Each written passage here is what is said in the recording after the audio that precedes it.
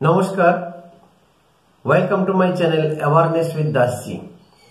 2026 সালে যে বিধানসভা ভোট হতে চলেছে, এই বিধানসভা ভোটের পরে পশ্চিমবঙ্গ নামটা আর থাকবে না, এটাই হতে চলেছে।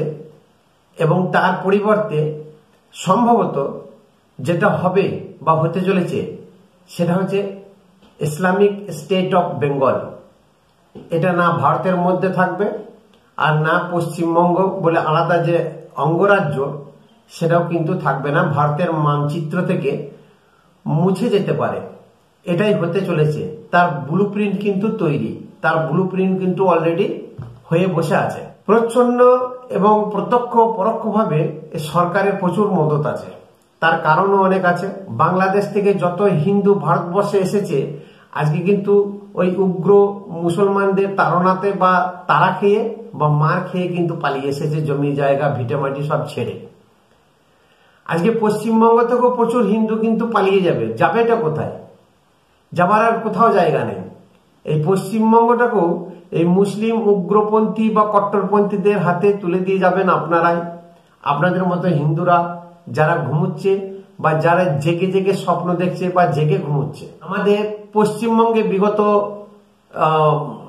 13-14 বছর ধরে আমাদের ডেমোগ্রাফি তো চেঞ্জ হচ্ছেই, সঙ্গে সঙ্গে আমাদের সংস্কৃতি কালচার থেকে শুরু করে এবং বাঙালি হিন্দুদেরকে যে কোণঠাসা করা, এটা কিন্তু প্রতিনিয়ত চলছে, প্রত্যেক দিন চলছে, 24/7 চলছে। তার কারণ কেন বলছি? যে 2026 ভোটের পরে এটা একটা ইসলামিক স্টেট হতে চলেছে।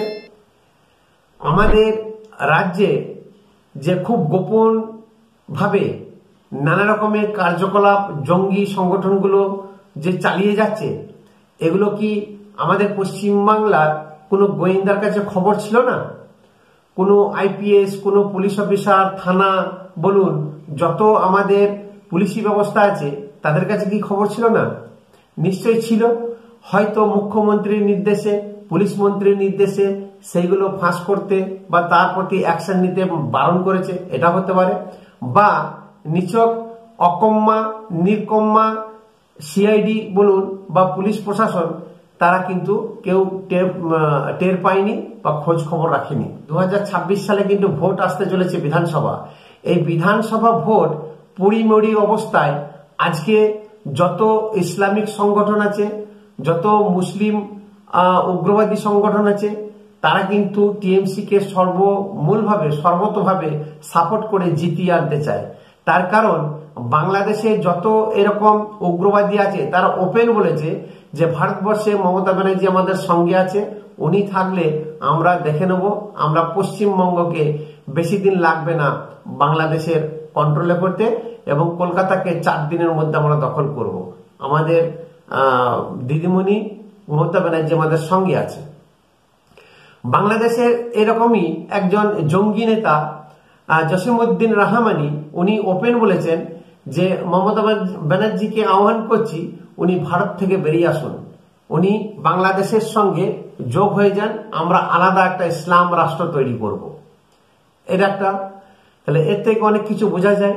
আমি এর পিছনের জিনিস আলোচনা করব, জাস্ট সিনারিও গুলো আপনাদের সামনে তুলে ধরছি।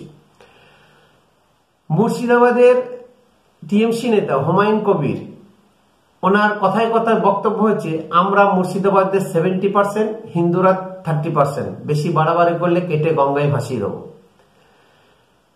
টিএমসির আরেক নেতা ফিরহাদ হাকিম, উনি ওপেন বলেন যে সমস্ত মানুষ ইসলামে জন্মগ্রহণ করেনি বা ইসলাম ধর্ম গ্রহণ করেনি তারা দুর্ভাগা, তারা পৃথিবীতে বেকার, তাদের বাঁচা বা মরা দুটোই সমান, তারা মানুষের মধ্যে পড়ে না।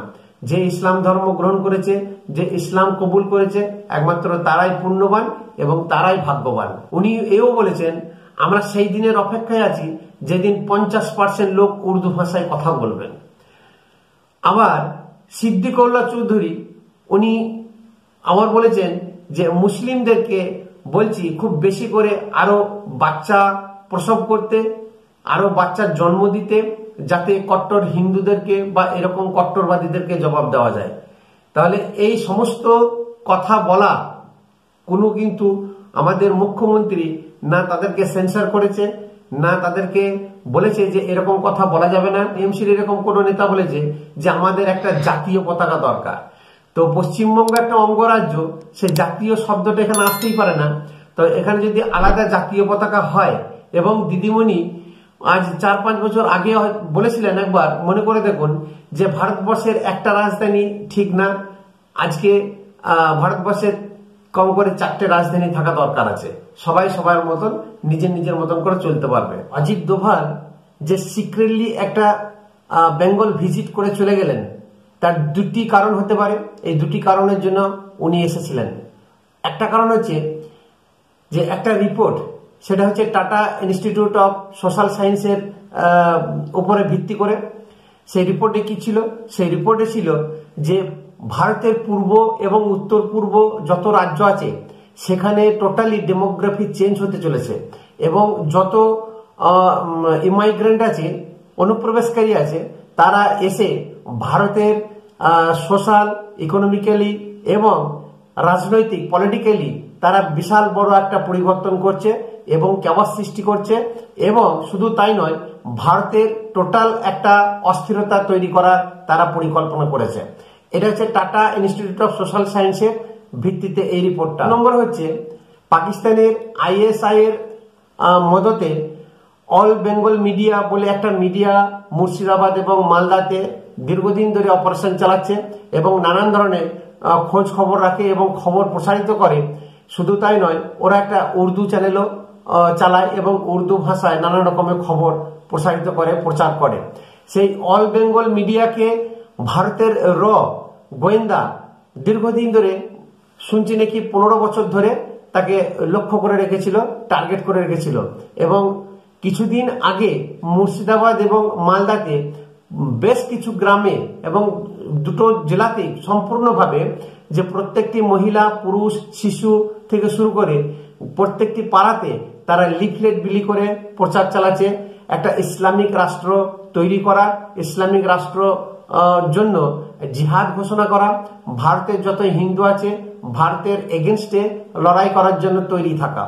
এই লিফলেট কিন্তু রয়ের হাতে লেগেছে এবং সেখান থেকে বেশ কিছু ইনফরমেশন পেয়েছে ভারত বিদ্বেষী স্লোগান বা ভারতকে টুকরো করা বা ভারতের রাজনৈতিক বলুন বা সামাজিক বলুন একটা অস্থিরতা তৈরি করার জন্য।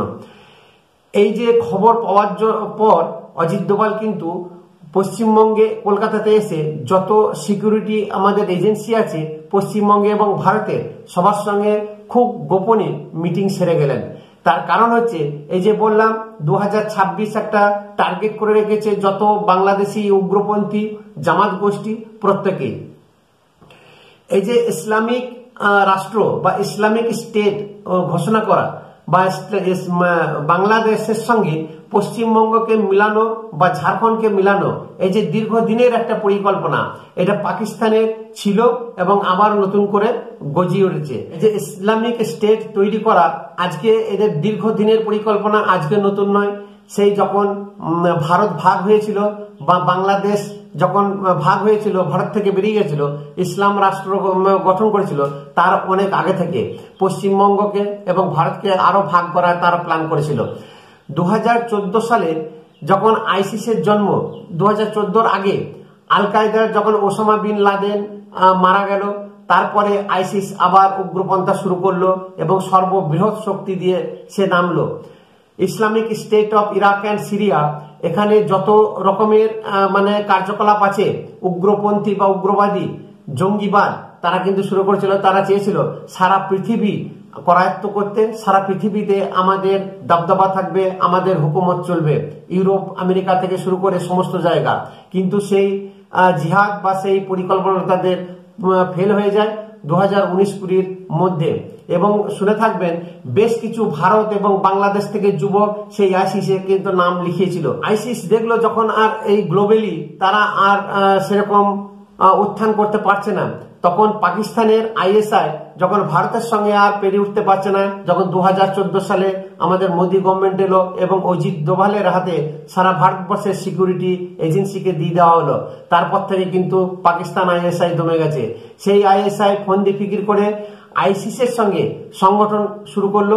তারা বলল যে গ্লোবালি আমরা না পারলেও রিজিনালি কিন্তু আমরা আক্রমণ করতে পারি, বা রিজিনালি ভাবেও কিন্তু আমরা অ্যাটাক করে, বা রিজিনালি ভাবে আমরা সম্প্রসারিত হয়ে আমরা কিন্তু দেশ দখল করতে পারি, আমরা ভারত কিন্তু দখল করতে পারি। এইভাবে ধীরে ধীরে ধীরে ধীরে সারা পৃথিবী কিন্তু আমরা দখল করতে পারবো।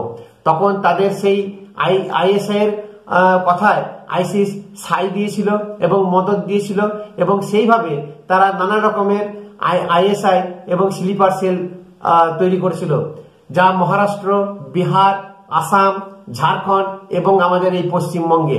তো এই পশ্চিমবঙ্গে 2018-19 সাল থেকে স্লিপার সেল কিন্তু কাজ করে যাচ্ছে। 2023 সাল থেকে আজকে খুব অ্যাক্টিভলি কাজ করছে। আজকে তাদের লক্ষ্য ভারতকে পর্যদস্ত করা, ভারতের অর্থনৈতিক, সামাজিক, পলিটিক্যালি টোটাল সব দিক দিয়ে ছিন্ন বিচ্ছিন্ন করে দেওয়া, ভারতকে এগিয়ে না নিয়ে যাওয়া, ভারতের উন্নতিতে বাধা, এবং ভারতকে জাতি বাদ থেকে শুরু করে প্রত্যেকটি জিনিসই সবসময় লাগিয়ে রেখে দেওয়া। এবং এরকম গৃহযুদ্ধ যদি লাগতে থাকে তাহলে ভারতের উন্নতি ব্যাহত হবে, ভারতকে টুকরো টুকরো করা যাবে। এটাই হচ্ছে ওদের মূল উদ্দেশ্য। সেইভাবে এই আইসিসির কাছ থেকে পারমিশন পেয়ে আইএসআই 3টি সংগঠন কিন্তু গঠন করেছিল। একটা হচ্ছে যে ইউসুফ আল হিন্দ, এবং 2 নম্বর হচ্ছে আনসারুল তাওহিদ, এবং 3 নম্বর হচ্ছে হরকত হারবে ইসলামী। এই যে এই 3টি সংগঠন বিভিন্ন জায়গাতে মহারাষ্ট্র, বিহার, ঝাড়খণ্ড, আসাম এবং পশ্চিমবঙ্গে এই স্লিপার সেল হিসাবে কাজ করছিল দীর্ঘদিন ধরে। এই আনসারুল তাওহিদ, যা আনসারুল বাংলাদেশ বা আনসারুল বাংলা টিম বলে পরিচিত বর্তমানে, এই আনসারুল তাওহিদ বা আনসারুল বাংলা টিম এই পশ্চিমবঙ্গে ব্যাপক হারে ছড়িয়ে গেছে। আজকে নয় হাজার হাজার ছেলে কিন্তু এই টিমের সঙ্গে, এই জঙ্গি টিমের সঙ্গে কিন্তু যুক্ত হয়ে পড়েছে। আজকে মুর্শিদাবাদ এবং মালদাতে চিন্তা করে দেখুন যে panther party of India PFI যে 20,000 লোক সেখানে নামিয়েছিল ব্লু ড্রেস পরে, সিভিক ভলেন্টিয়ার যে ড্রেসগুলো এখন ব্লু কালারের, ঠিক সেম ব্লু কালারের সিভিক ভলেন্টিয়ারের মতনই আজকে সেখানে কিন্তু এই পিএফআই টিম নামিয়েছিল। তখন কিন্তু অজিত দোভাল জানতে পেরেছিল, এবং সেই পিএফআই যত অফিস সারা ভারতবর্ষে ভেঙে তছনছ করছে, প্রচুর পিএফআই সমর্থককে গ্রেপ্তার করেছিল এবং জেলে বন্দী আছে।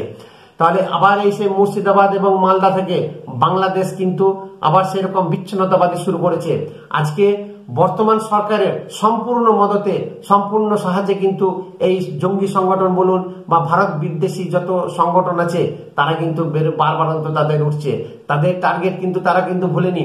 সেই 1905 সাল যখন বঙ্গভঙ্গ হয়েছিল 1911 সাল থেকে, তখন থেকে কিন্তু ওদের টার্গেট পশ্চিমবঙ্গকে ঢুকিয়ে নেব বাংলাদেশের সঙ্গে, এবং 7 সিস্টার যা ত্রিপুরা, আসাম, মেঘালয়, মিজোরাম থেকে শুরু করে প্রত্যেকটি রাজ্য এবং মায়ানমারের কিছু অংশ, এই নিয়ে বৃহৎ একটা ইসলামিক স্টেট তৈরি করার এদের ফন্দি ফিকির আছে এবং পরিকল্পনা আছে। আজকে শেখ হাসিনাকে দেখুন, আগস্ট মাসে 2024-এ দেশ থেকে বিতাড়িত করলো কারা? এই জঙ্গি সংগঠন। এই জঙ্গি সংগঠনের সঙ্গে মোহাম্মদ ইউনূসের সব থেকে বড় হাত আছে, এবং ওর সাতঘাটে, ওর বুদ্ধিতে, মস্তিষ্ক প্রসূত সেখানে ছাত্র আন্দোলনের নাম করে সেখানে একটা বিভীষিকা শুরু করেছে। আজ পর্যন্ত বাংলাদেশ কিন্তু শান্ত হয়নি। আজ পর্যন্ত সেখানে জঙ্গি আন্দোলন চলছে, সেখানে হিন্দুদেরকে মার কাট অবস্থা, ধরপাকড়, তাদের জমি জায়গা বাড়ি সব ছিনতাই করা থেকে, মহিলাদের ধর্ষণ করা থেকে কিছু বাদ রাখে নেয়। শুধু তাই নয়, আজকে সেখানকার মুসলিমরাও কিন্তু পরিত্রাণ পাচ্ছে না। সেই জঙ্গি যত আছে পাকিস্তানের আইএসআই চর সেখানে বাংলাদেশে ঢুকে গেছে, পাকিস্তানের সেনা ঢুকে গেছে, পাকিস্তানের প্রত্যেকটি মানুষ সেখানে বাংলাদেশে ঢুকে তছনছ করে দিচ্ছে। বাংলাদেশে যত মানুষ আছে মুসলিম হয়েও তারা কিন্তু সেখানে শান্তিতে বসবাস করতে পারছে না। সেই জিনিস কিন্তু পশ্চিম বাংলাতেও শুরু করেছে। আজকে অজিত দোভালের কাছে খবর আছে, আমাদের কলকাতার কোনো গোয়েন্দা প্রধান, কোনো গোয়েন্দা ডিপার্টমেন্টের কাছে সে খবর ছিল না। 2026-এ যদি দিদিমণি আবার ঘুরে আসে, আর লিখে দিচ্ছি আপনি দেখে নেন, 2027 সাল থেকে পুজো পাঠ সব বন্ধ, স্কুল কলেজে সরস্বতী পুজো বন্ধ করে দেবে। হিন্দু কিন্তু ঘুমিয়ে আছে, জেগে জেগে ঘুমুচ্ছে, তারা এত ভীতু, তারা কিন্তু একত্রিত আজ পর্যন্ত হতে পারলো না, হাজার হাজার বছর থেকে। তা নাহলে ভারত কিন্তু ভেঙে টুকরো টুকরো হতো না। আজকে হিন্দুদের জন্যই কিন্তু এই দুর্দশা, আজকে হিন্দুদের জন্যই কিন্তু ভারত ভাগ হয়েছে, আজকে হিন্দুদের জন্যই কিন্তু জাতিবাদ ভাগ হয়েছে। আজকে হিন্দুদের জন্যই কিন্তু এই পড়ে পড়ে মার খাচ্ছে, হিন্দুদের জন্যই কিন্তু বাংলাদেশের সনাতনীদের উপরে এত অত্যাচার। 2026-এর পরে যদি সত্যি সত্যি ইসলামিক স্টেট হিসাবে ঘোষণা করে বা এরকম একটা রাস্তায় হাঁটে, তাহলে অবাক হওয়ার কিছু নেই। তার মুখ্য এবং প্রধান দায়ী থাকবেন পশ্চিমবঙ্গের যত হিন্দু সম্প্রদায় আছে, পশ্চিমবঙ্গের যত হিন্দু বিভিন্ন রাজনৈতিক দলকে সমর্থন করে এসেছে এবং চোখ বন্ধ করে তারা রাজনীতি করছে। তারা না সমাজের হয়ে ভেবেছে, নিজেরটাও ভাবেনি, তারা নিজের শুধু অর্থনৈতিক দিকটা ভাবছে কিভাবে আমি বড়লোক হব। কিন্তু সেই ধন আপনি রাখতে পারবেন না, সেই সম্পত্তি যেটা কামাচ্ছেন অসৎ উপায়ে সেটাও কিন্তু আপনার কাছ থেকে ছিনিয়ে নেবে, কেড়ে নেবে। আপনাকে লুঙ্গিটাও পরতে সময় দেবে না, পাছাতে চাপকে বার করে দেবে বাংলাদেশের মতন। এই ভিডিও যদি ভালো লাগে অতি অবশ্যই শেয়ার করবেন, লাইক করবেন, একটা সাবস্ক্রাইব করবেন।